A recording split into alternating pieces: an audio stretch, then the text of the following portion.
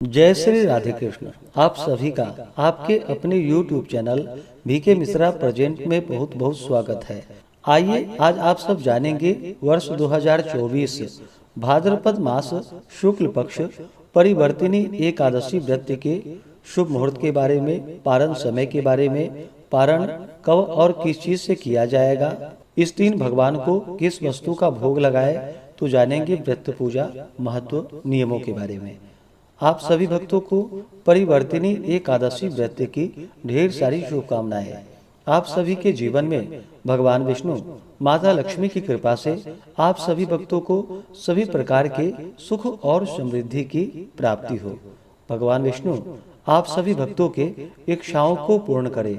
इसी प्रकार से ज्ञानवर्धक जानकारियां प्राप्त करते रहने के लिए, व्रत पूजा के बारे में जानने के लिए, कथा को सुनने के लिए चैनल पे अगर आप पहली बार आए हैं तो चैनल को लाल बटन दबा करके सब्सक्राइब करें, साथ में बेल आइकन घंटी को दबाएं ताकि आने वाली वीडियो का नोटिफिकेशन आपको समय से मिलता रहे।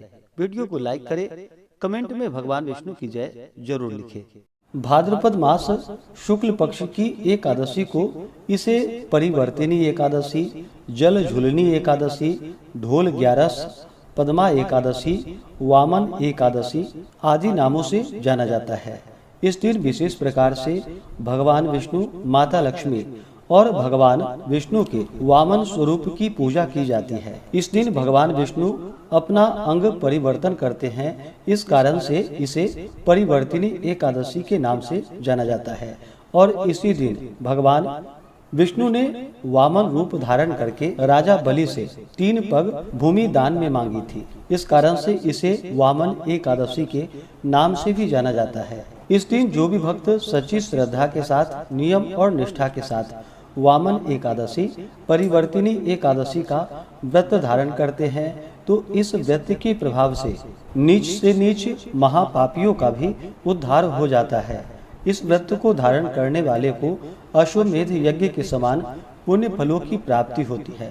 इस एकादशी को त्रिलोकी भगवान की पूजा एवं दान तथा रात्रि का जागरण अक्षय पुण्य और महा मंगल फल देने वाला है। इसको करने वाले एवं कथा आदि श्रवण करने वाले को स्वर्ग और मुक्ति की प्राप्ति होती है। तो आइए जानते हैं परिवर्तिनी एकादशी व्रत के शुभ मुहूर्त के बारे में। एकादशी तिथि प्रारंभ समय 13 सितंबर 2024 दिन शुक्रवार रात्रि 10:32 और एकादशी तिथि की जो समाप्ति है वह 14 सितंबर 2024 दिन शनिवार रात्रि 8:43।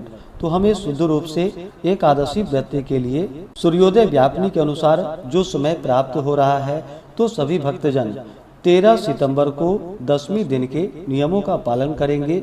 14 सितंबर 2024 दिन शनिवार को एकादशी का व्रत धारण करेंगे और व्रत का पारण 15 सितंबर रविवार के दिन किया जाएगा।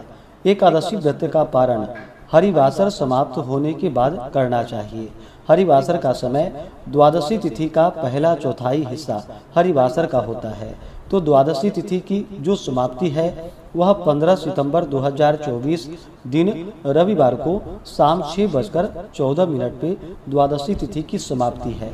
व्रत का पारण 15 सितंबर को सुबह 6:01 से सुबह 8:34 तक परिवर्तिनी एकादशी व्रत का पारण किया जाएगा।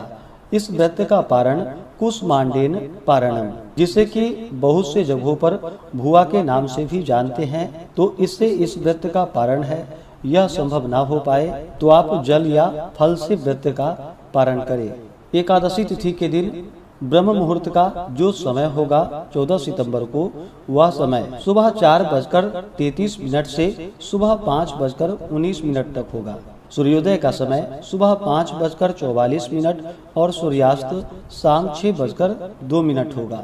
राहु काल का समय 14 सितंबर को सुबह 8:48 से सुबह 10:20 तक होगा और 15 सितंबर को शाम 4:29 से शाम 6:01 तक होगा। राहु काल समय के दौरान कोई भी शुभ कार्य या नया कार्य नहीं करना चाहिए, इस बात का ध्यान रखें।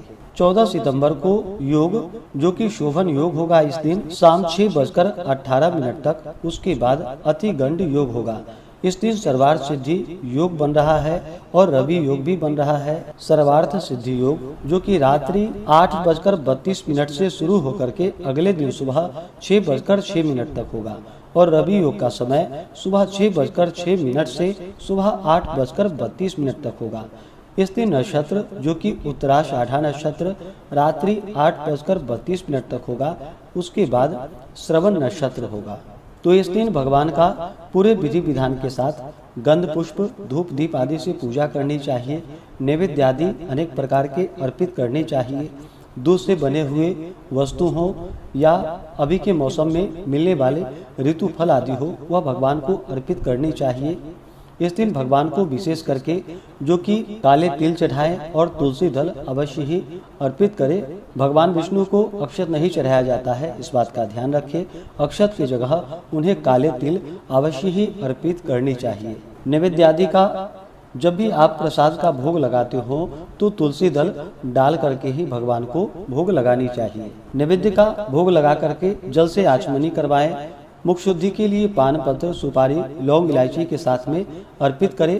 द्रव्य दक्षिणा चढ़ाएं और फिर परिवर्तिनी एकादशी वामन एकादशी व्रत का कथा श्रवण करनी चाहिए। भगवान की आरती करनी चाहिए। इस प्रकार से एकादशी के दिन भगवान का पूरे विधि विधान के साथ पूजन करें, कथा श्रवण करें, रात्रि जागरण करें और अगले दिन जाकर के सुबह स्नान करके शुद्ध वस्त्र धारण करके भगवान का पूजन और आरती करके इसके बाद ब्राह्मणों को भोजन करवाए, ब्राह्मणों को दान और दक्षिणा दे और फिर समय के अनुसार व्रत का पारण करना चाहिए। इस व्रत को जो कि दिन रात्रि उपवास रहते हुए धारण करनी चाहिए। जो उपवास नहीं रह पाते हैं, जिनका स्वास्थ्य सही ना हो, तो आप एक समय फलाहार ग्रहण करके व्रत को धारण करें। व्रती को व्रत के दौरान किसी के ऊपर क्रोध नहीं करनी चाहिए। किसी के प्रति अपने मन में ईर्ष्या या द्वेष का भाव नहीं लाना चाहिए। ब्रह्मचर्य का पालन करना चाहिए। इस दिन खास करके मुंह मांगा दान किसी को न देनी चाहिए। अपने श्रद्धा और सामर्थ्य के अनुसार ही दान आदि का कार्य करना चाहिए। इस दिन खास करके अगर ककड़ी मिल सके तो भगवान को ककड़ी का अवश्य ही भोग लगाना चाहिए और उसे प्रसाद के रूप में ग्रहण भी करना चाहिए। और इस दिन जहाँ तक हो सके साधारण वातावरण में रहनी चाहिए। इससे भगवान अपने भक्तों पर अति प्रसन्न होते हैं और अपना कृपा प्रदान करते हैं। तो आशा करता हूँ कि यह जानकारी आपको अच्छा लगा हो। इसी प्रकार से ज्ञानवर्धक जानकारियाँ प्राप्त करते रहने के लिए, व्रत पूजा के बारे में जानने के लिए, कथा को सुनने के लिए चैनल पे अगर आप पहली बार आए हैं तो चैनल को लाल बटन दबा करके सब्सक्राइब करें। साथ में बेल आइकन घंटी को दबाएं ताकि आने वाली वीडियो का नोटिफिकेशन आपको समय से मिलता रहे। वीडियो को लाइक करें, शेयर करें। सुखी रहें और स्वस्थ रहें।